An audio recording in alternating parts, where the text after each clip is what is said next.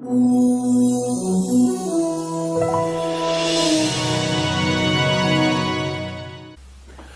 Jim Lutz here with Black Belt Mind Training for Quanta, and thank you so much for taking the time to learn and apply techniques and strategies that will increase everything that you're looking to do when it comes to communicating with other individuals.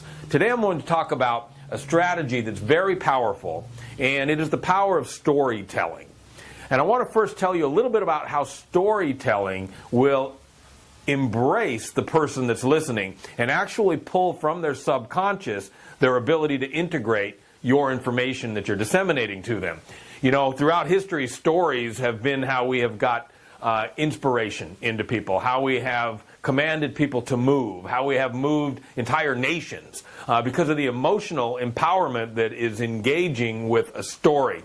All too often when people are communicating, they'll communicate based on fact dissemination. They'll take facts and they will say, look, here are the facts and the facts should sell. Well, the facts tell and stories sell. So a story has the ability to create almost an Ericksonian response, Ericksonian hypnosis response within the individual. They become engrossed, if you will, with the story. And then I'm going to show you how to parlay the story and use what are called embedded commands within the story so that you can push your message across within the context of the story. So the first thing I want you to do is to set the stage. The same as if you're a producer and a director, you want to set the stage. So without actually saying, let me tell you a story, begin telling the story using a word such as imagine. And we've learned that in some of the other Black Belt mind trainings. We want the mind to go inward.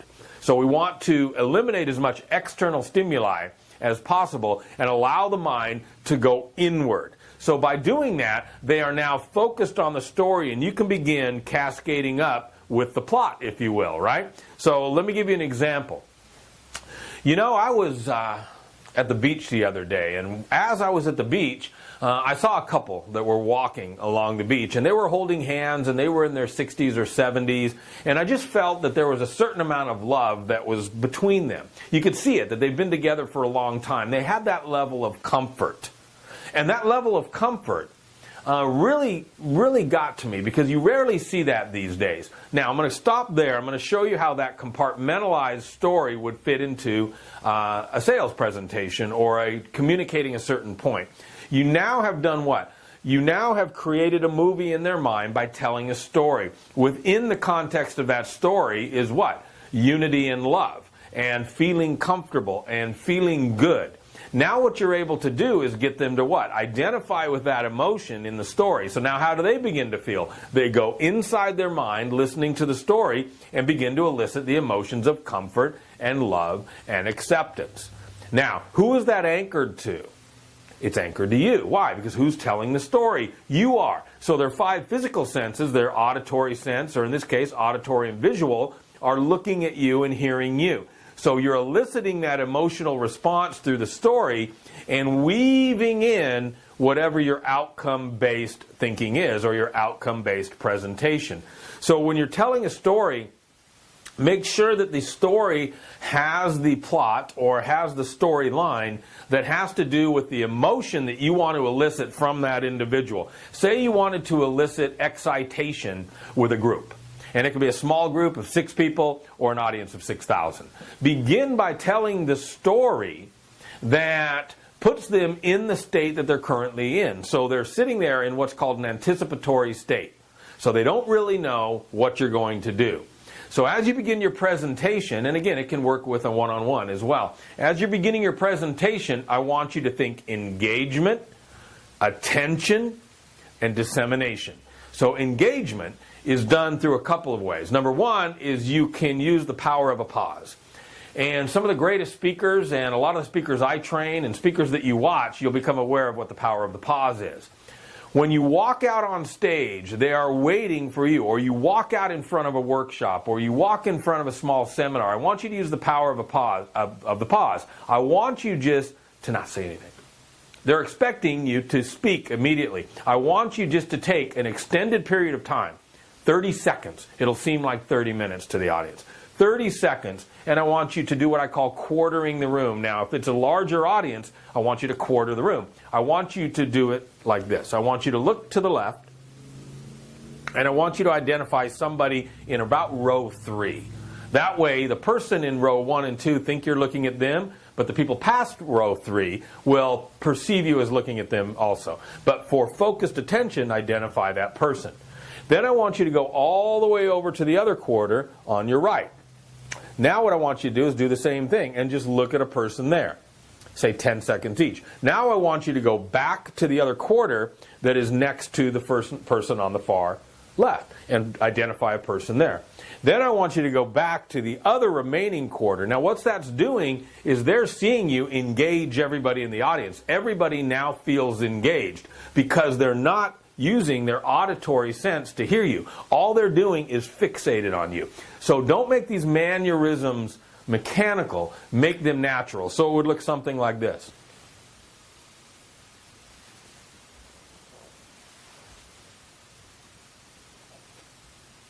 What's happening in their mind? Now, I've taught you on Black Belt Mind Training, the key is to Ericksonian hypnosis, persuasion, and influence is the exclusion of external stimuli. You need to go inside. Get their mind to go inside. That's what hypnosis is.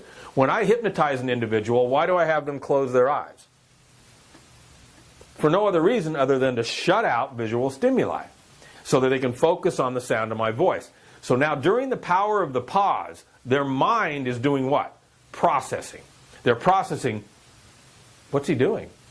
And you've created now what's called an anticipatory response, which engages the number one rule of the subconscious mind, which is, what is expected tends to be realized. I've created anticipation. They're going, when's he going to say something? What's he going to say? I can't wait for him to say it. They're getting impatient. They don't know what I'm doing. So now they're in a heightened state of receptivity for my story. Because the next thing I'm going to do is increase and retain that engagement, not by saying, hello everybody, and stating a bunch of facts. I'm going to say, welcome. As you sit in the chair looking at me on stage, it reminds me of something. About 3 years ago, I was walking along the beach, and it was a beautiful beach in San Diego, California, in a town called Del Mar. And I looked over and I saw this couple. And this couple were holding hands, not in just a friendly way, but in a loving way, an engaging way, a relationship way. And you could tell that there was a sense of trust with those individuals. Did you catch the anchor? Who did I point to when I said trust? Me. So I'm physically anchoring that word, which is subsequently amplified by the emotion. So how did I engage them? Let's retract for a second. First thing I did is I created the power of the pause. So now I came out, and you can do this one-on-one as well. So I came out and I took that 30-second, 40-second pause. Their mind goes in because they're waiting. Now I've got anticipation. Now when I begin to speak, I used what's called an empathetic framework. Empathetic meaning, as you sit there watching me. So what's the first thing I said? Welcome, as you sit there watching me. That's called a truism. They cannot argue with that. Almost as if I'm a psychic knowing what they're doing, right? So as you sit there watching me, I've already have them. That's the first thing they heard. The first thing they heard was accurate. So now what I've done, I've diluted their resistance. Why? Because they're in a state of anticipatory response. What's he going to say? What's this guy doing? I can't wait for him to say something. I wonder what it's going to be. And the first thing I say is something that builds instant rapport. As you sit there looking at me, he's right. That's what I'm doing, right? As subtle as it is, the mind is now going further inward, further inward, further inward. Now I engage as the producer and the director of the story. So the purpose of the story in this example is to elicit the emotion of love and connection and relationship and harmony, right? So as I elicit those emotions, I'll take it to the next step. So remember the story. We have the couple walking on the beach, holding hands. Boy, did they ever look like they were in love. You know, the guy actually had a blue jacket on. She had a blue jacket. It looked almost like they picked them out together. And, you know, I just had that emotion of that lifelong love that everybody wants and that trust that you have when you see people like that have each other's back and they've been together and there's that certain amount of trust. Oftentimes, when I have a client, for instance, a lot of times the client will come in and we build up kind of the same type of trust. Now, see what my segue was? If I was selling a service or a seminar or whatever it is that you do, if that was in fact what you're doing, then I've made what's called a bridge. So I did what? Let's go back again. I used the power of the pause to gain attention. Then I moved straight to what? Straight to the rapport building with when I started talking. Welcome. As you sit in your chair watching me on stage, now they know what I'm doing. Now I go into the story because they're already inside their subconscious. They're engaged, if you will, not detached. And now what will happen is I'll elicit emotions through the power of the story because they're listening. Now the emotions will come up. It's not unlike watching a sad movie to where you're just engrossed in the movie and you start to tear up. I've done it. We've all done it. It's a story. You're creating the movie here. So now they've got a heightened state of emotion, just like watching a sad, movie, and you start to engage in a what? Vicarious emotion with the people that are online. So now what we're looking at doing is taking that emotion. I just want you to be really clear on how this works. Take that emotion, elicit it, and then do a bridge to some situation, person, place, thing, sales process, whatever it is that you're doing. And now you've got them in that state, if you will. So now I'm going to talk about another situation, telling a story about what? Third-person client that came in. So take the story and connect it to something that you want to do to elicit the same emotion. So let's go over a bridge. So now I've got the emotion of love, connection, trust, rapport built through the context of a story of the couple on the beach. Now the bridge will be, last week I had a client come in and he owns a large real estate company in Phoenix, Arizona.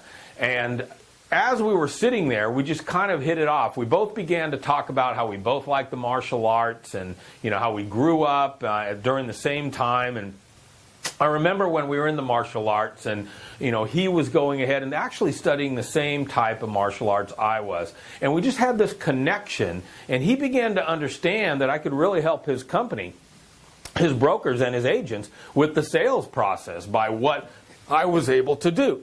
Not unlike the offer that we're going to have at the end of the seminar, to where you and I can make that same connection to where I can mentor you remotely through what? The CD programs, whatever it is, if it's BOR, back of room sales, whatever it is that you're doing, I've built that bridge with an emotional bridge, and now I'm going to insert a story. Very important you understand this. I'm going to insert a story that shows another individual in the story, character if you will, that elicited the same emotional connection with me. So how's it work? First, I've got a story that talks about other people. That elicits the emotion, right? Defenses are down, emotions are elicited. This is what this couple felt like, right? People buy emotionally and justify logically. That's what this couple felt like. Okay. Now, I remember a client, Bridget. I remember a client, that came in, and we had so much in common. We were in martial arts together. Now I've taken it from this couple, unknown on the beach, one step closer to somebody that's actually interacting with me, and I'm telling the story of how they interacted with me.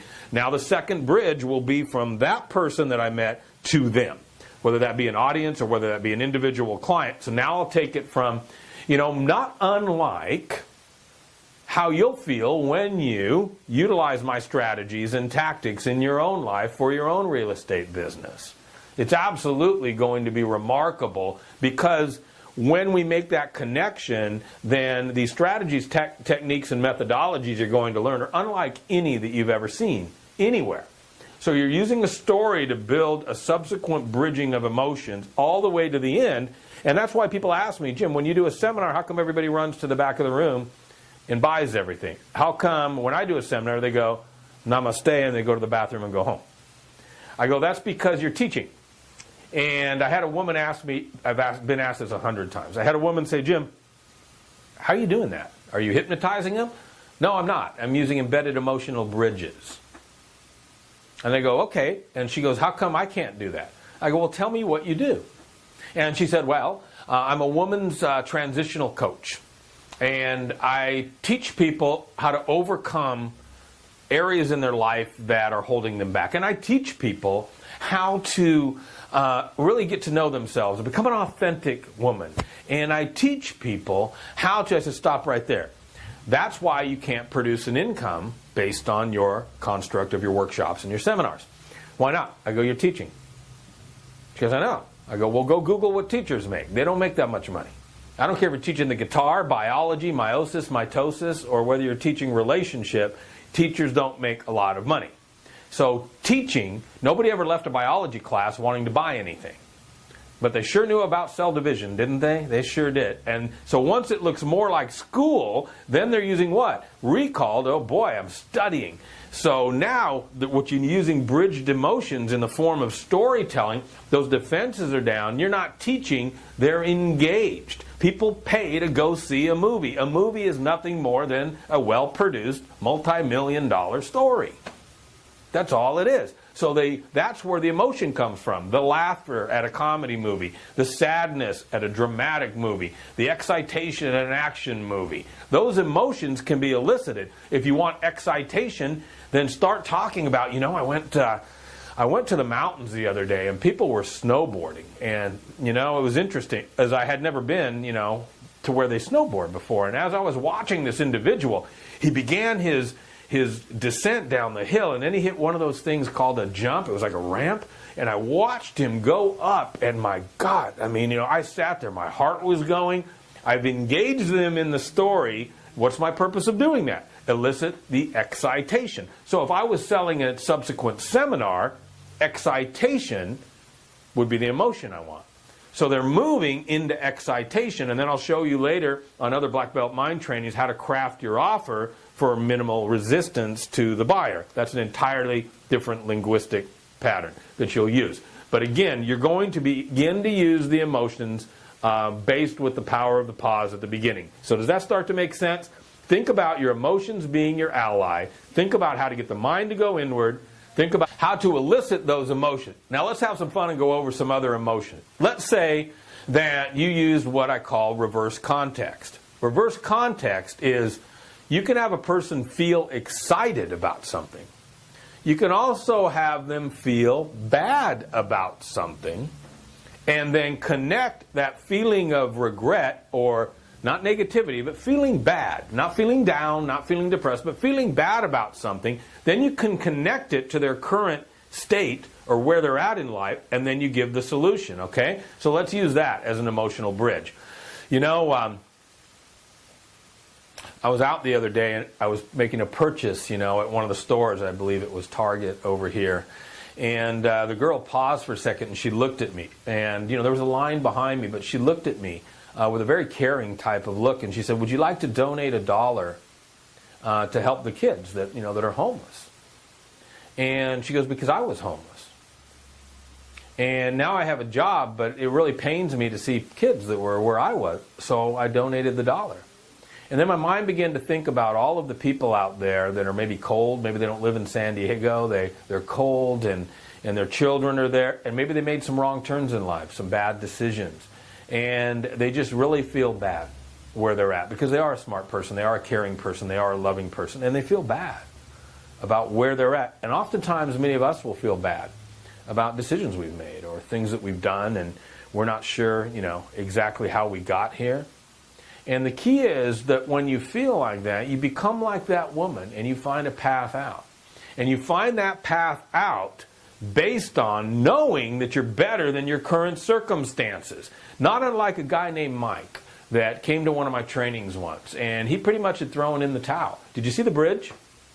The bridge was from a story, third person, that I was telling about the girl, which is true, by the way, about the $1 for the homeless kids. I elicited the emotion. I brought it to one person closer to me, who is Mike, my client.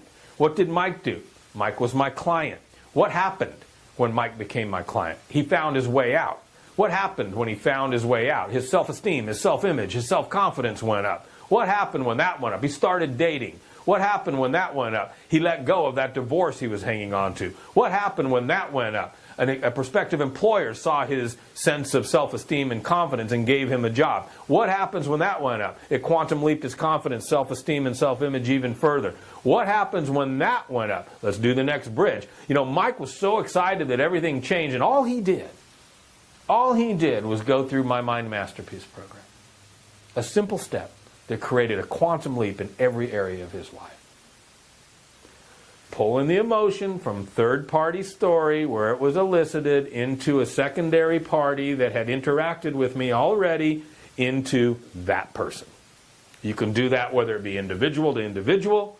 You can do it whether it be a small audience, or if you're a speaker and you speak in front of thousands of people like I do, then you can do it in front of an entire audience. Now here's the key. You have to have enough self-esteem, enough self-image, and enough self-confidence to know that you are exchanging value for the dollar. If you don't, then you need to reassess what you're doing. Because if you are in sales, then money is a medium of exchange. That's all it is. I call it a social lubricant. That's all it is. If it sits in your pocket or in a shoebox, it does nothing. It is a medium of exchange for value. I love spending money on things that I get value from, whether it be goods or services, whatever that is. So the same thing with you. If you have an impasse, and we're going to cover this on some of the relationship components, your relationship with money.